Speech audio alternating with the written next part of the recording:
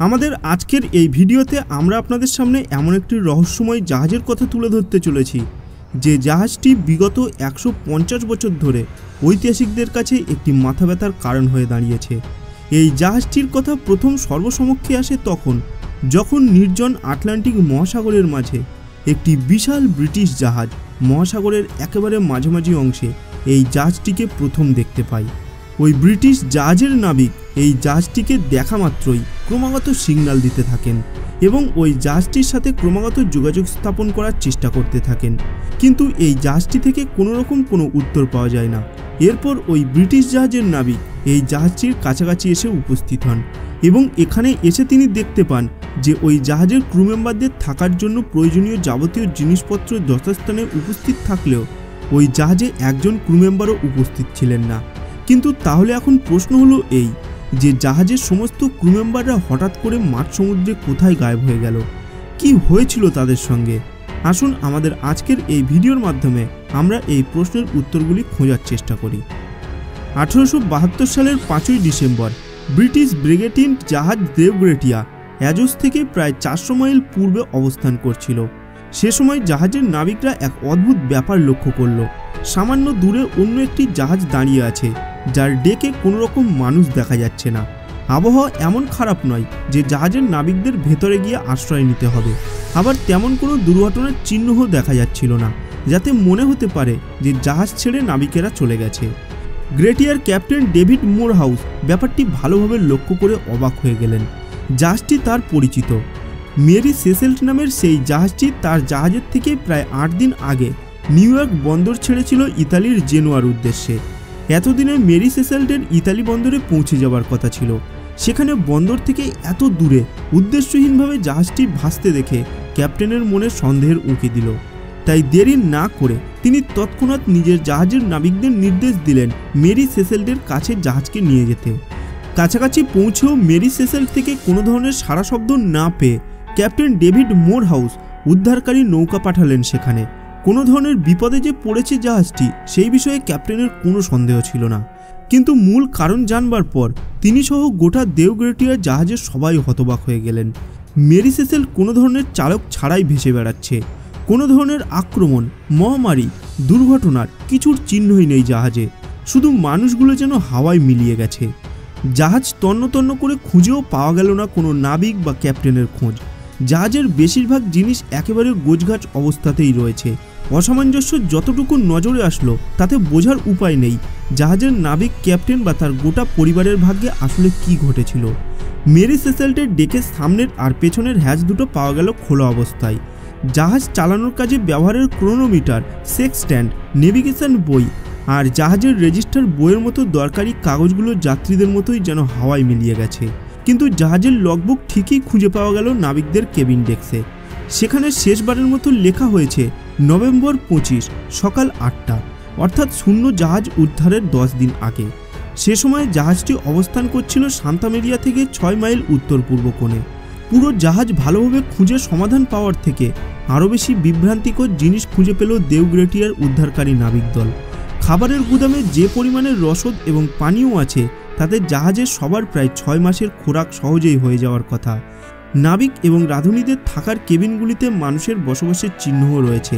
ক্যাপ্টেনের কেবিনের দৃশ্যও একই, কোনো ধস্তাধস্তি কিংবা আক্রমণের চিহ্ন নেই কোথাও। কেবিনেটের জামাকাপড় সাজানো অবস্থায় রয়েছে, নিত্য প্রয়োজনীয় সব কিছুই রয়েছে স্বাভাবিক অবস্থাতেই। ক্যাপ্টেনের ঘরে পাওয়া গেল তার এবং তার স্ত্রীর পোশাক, বাচ্চার খেলনা এবং বিছানার নিচে পাওয়া গেল খাপে ভরা একটি তলোয়ার। কোনো ধরনের প্রস্তুতি ছাড়া জাহাজ ছেড়ে সবাই কোথায় চলে গেল তার কোনো চিহ্নও নেই কোথাও। জাহাজটিতে ছিল একটি মাত্র লাইফবোট, কিন্তু সেই লাইফবোটটিকে কোথাও খুঁজে পাওয়া গেল না। জাহাজের খুলে জমে যাওয়া জল সেচে ফেলার জন্য মেরি সেসেল্টে থাকা 2টি পাম্পের একটি দেখা গেল খোলা অবস্থায় ডেকের উপরে আছে।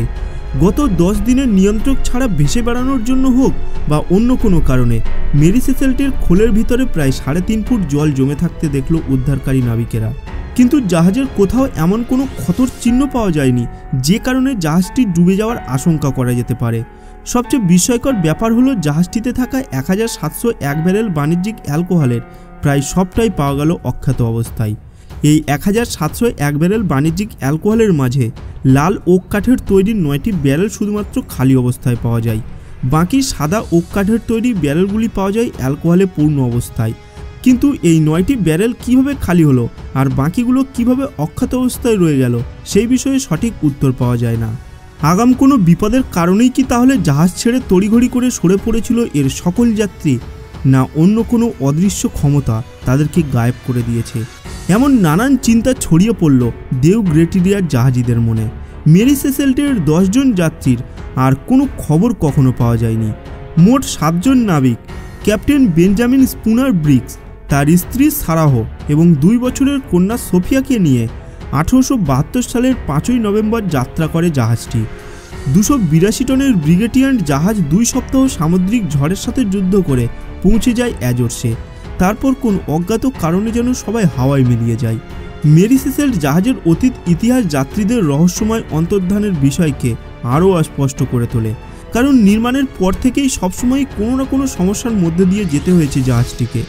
1861 সালের স্পেনার্স আইল্যান্ড কানাডায় নির্মাণ হয় জাহাজটি। তখন এর নাম ছিল অ্যামাজন। 18 মে 1861 সালে সমুদ্র যাত্রা শুরু করার পর থেকেই শুরু হয় সমস্যা। প্রথম যাত্রাতেই ক্যাপ্টেন নিউমোনিয়ায় আক্রান্ত হয় এবং পরবর্তীতে মৃত্যুবরণ করেন। বেশ কয়েকবার দুর্ঘটনার মুখে পড়ে অ্যামাজন, যার মধ্যে 1867 সালে কাউবেয়ের কাছে অপর একটি জাহাজের সাথে সংঘর্ষের দুর্ঘটনা ছিল বেশ বড় ধরনের। সেই একই বছর জাহাজের মূল মালিক অ্যামাজনকে বিক্রি করে দেন আমেরিকান ব্যবসায়ী রিচার্ড হেন্সের কাছে, যিনি পরবর্তীতে অ্যামাজনের নাম পরিবর্তন করে রাখেন মেরি সেসেল্ট। নূতন মালিক জাহাজটিতে বেশ কিছু পরিবর্তন আনেন এবং বিক্রি করে দেন জাহাজ থেকে নিখোঁজ হয়ে যাওয়া ক্যাপ্টেন বেঞ্জামিন স্পুনার ব্রিক্সের কাছে। মানবশূন্য ভুতুড়ে জাহাজটি খুঁজে পাওয়ার 10 দিন পর দেউ গ্রেটিরিয়া জাহাজের ক্যাপ্টেন এবং কর্মীরা মেরি সেসেল্টকে 800 মাইল দূরে জেব্রাল্ট নিয়ে আসেন, যেখানে ছিল ব্রিটিশ নৌবিভাগের আদালত। এর অন্যতম কারণ ছিল জাহাজ উদ্ধারের পুরস্কার দাবি করা। ক্যাপ্টেন এবং জাহাজ উধাও হয়ে গেলেও জাহাজ এবং এর রসদ যেহেতু ভালো অবস্থাতেই আছে, তাতে বিমা কোম্পানির কাছ থেকে মোটা অঙ্কের অর্থ পাওয়ার কথা। প্রায় 3 মাস ধরে হয় তদন্ত। অবশেষে জাহাজে কোনো ধরনের অস্বাভাবিক কার্যকলাপ হয়নি বলে সিদ্ধান্তে আসে আদালত। কিন্তু তারপরেও দেউ গ্রেটিরিয়া জাহাজের ক্যাপ্টেন এবং কর্মীরা বিমার অর্থের মাত্র 1/6 হাতে পায়। কারণ হিসেবে বলা হয় দেউ গ্রেটিরিয়া জাহাজটি মেরি সেসেল্টের যাত্রীদের নিখোঁজ হওয়ার সাথে জড়িত ছিল কিনা সেই বিষয়ে আদালত সম্পূর্ণ নিশ্চিত নন। অদ্ভুত এই অন্তর্ধানের খবর চারিদিকে ছড়িয়ে পড়তে শুরু করলে তৈরি হয় নানান ধরনের গল্প। লোকমুখে মূল কাহিনী বদলে মেরি সেসেল্ট হয়ে ওঠে অতি প্রাকৃত এক জলযান। 1884 সালে সময়ের অন্যতম লেখক স্যার আর্থার কোনান ডায়েল কর্ণহিল ম্যাগাজিনের জন্য একটি গল্প লেখেন মেরি সেসেল্টের যাত্রীদের রহস্যময় অন্তর্ধানের উপর ভিত্তি করে। গল্পটির নাম ছিল যে হাবাকুকের জবানবন্দি। এতে আবারও পুরানো সেই কাহিনী নূতন করে সবার আগ্রহের বস্তুতে পরিণত হয়। তৎকালীন অ্যাটর্নি জেনারেল পর্যন্ত সেই কেস ফাইল পুনরায় খোলার নির্দেশ দেন এবং কেসের পুরানো ফাইলগুলো আবারও ঘেঁটে দেখেন, কিন্তু নিখোঁজ যাত্রীদের অন্তর্ধান রহস্যের কোনো সমাধান তিনিও করে যেতে পারেননি। মেরি সেসেল্টের যাত্রী নিখোঁজ হওয়া নিয়ে লোকমুখে নানান তথ্য তৈরি হতে থাকে, যার মাঝে কিছু একেবারেই রূপকথার মতো, আবার কিছু রীতিমতো সঠিক হওয়ার মতো। জলদানবেশে জাহাজের সমস্ত যাত্রীদের ধরে নিয়ে যাওয়ার কাহিনী অথবা ভিন গ্রহের প্রাণীদের কাছে ক্যাপ্টেন এবং তার নাবিকদের ধরা পড়ার কাহিনীগুলো একেবারেই বিশ্বাসযোগ্য মনে না হলেও জলদস্যুদের কাছে আক্রমণ কিংবা প্রাকৃতিক দুর্যোগের কারণে পথ হারিয়ে ফেলবার মতো বিশ্বাসযোগ্য তথ্যও শোনা যেতে থাকে। জলদস্যুদের আক্রমণের ব্যাপারটি বাস্তব মনে হলেও জাহাজের মালামাল অক্ষত অবস্থায় উদ্ধার হওয়ায় এই তথ্য বাদ দিতে হয়। অপরদিকে কোনো জাহাজের সাথে সংঘর্ষের তথ্যও বাদ দেওয়া হয়, কারণ উদ্ধার করা জাহাজে ক্ষতবিক্ষতের কোনো চিহ্ন পাওয়া যায়নি। অপর একটি ধারণায় বলা হয় জাহাজে বিদ্রোহ তৈরি হওয়ার কারণে নাবিকেরা 2 ভাগে ভাগ হয়ে যায় এবং তাদের মাঝে সংঘর্ষ বাধে, কিন্তু নাবিকদের পরিবারের কাছ থেকে পাওয়া তথ্য অনুসারে তেমন ধরনের আচরণ করার মতো কেউই জাহাজে ছিল না, তাই শেষ পর্যন্ত এই ধারণাও বাদ দিতে হয়। বিগত বছরগুলিতে যে তথ্যগুলি বাস্তবতার সবচেয়ে কাছাকাছি যেতে পেরেছে তা হলো জাহাজের খোলের ভেতরে কতটা জল জমেছে সেটা নির্ণয়ের জন্য ক্যাপ্টেন যে সাউন্ডিং রড ব্যবহার করেছিলেন সেটি ছিল ত্রুটিপূর্ণ, যে কারণে ক্যাপ্টেন মনে করেন আসলের চেয়ে অনেক বেশি জল জমে গেছে জাহাজের ভিতরে। সেই সাথে জল নিষ্কাশনের 2টি পাম্পের একটি অকেজো হয়ে পড়ায় ব্যাপারটা আরও জটিল হয়ে পড়ে। লগবুকের শেষ কয়েকদিনের দিক নির্দেশনায় এই ব্যাপারটি লক্ষ্য করা যায় যে তারা সেই সময়ে কয়েকবার দিক পরিবর্তন করে নিজেদের গন্তব্য ঠিক করার বিষয়ে। দিক নির্দেশনা বিষয়ক সমস্যা, জাহাজের ভিতরে জল জমে যাওয়ার আতঙ্ক, নিষ্কাশন বিষয়ক জটিলতা, এইসব কারণে হয়তো ক্যাপ্টেন তার পরিবার এবং বাকি নাবিকদের শুধুমাত্র জরুরি কিছু কাগজ নিয়ে জাহাজ ছেড়ে জলে ভেসে পড়ে। কিন্তু সেক্ষেত্রে তারা কেন কোনোদিন ডাঙায় পৌঁছতে পারেনি? কেন জরুরি খাবার জল বহন করতে পারেনি? লাইফবোটটি আদৌ কি এত মানুষকে ধারণে সক্ষম ছিল? এই বিষয়গুলি কখনো পরিষ্কার করা সম্ভব হয়নি। তাছাড়া 1885 সালে জাহাজের লগবুকটি হারিয়ে যাওয়ায় পরবর্তী রহস্যভেদীদের জন্য সেই তথ্যগুলো পাওয়া আরও কঠিন হয়ে যায়। অর্থাৎ এত কিছুর পরেও মেরি সেসেল সকলের কাছেই একটি রহস্য হয়েই রয়ে যায়। তো বন্ধুরা, আজকের ভিডিওটি এই পর্যন্ত। আজকের এই ভিডিওটি আপনাদের কেমন লাগলো তার নিচে কমেন্ট বক্সে কমেন্ট করে জানাতে ভুলবেন না। আর যদি ভিডিওটি ভালো লাগে ভিডিওটিকে লাইক করার সাথে সাথে নিজের বন্ধুদের সাথেও শেয়ার করে দেবেন। দেখা হবে পরের ভিডিওতে।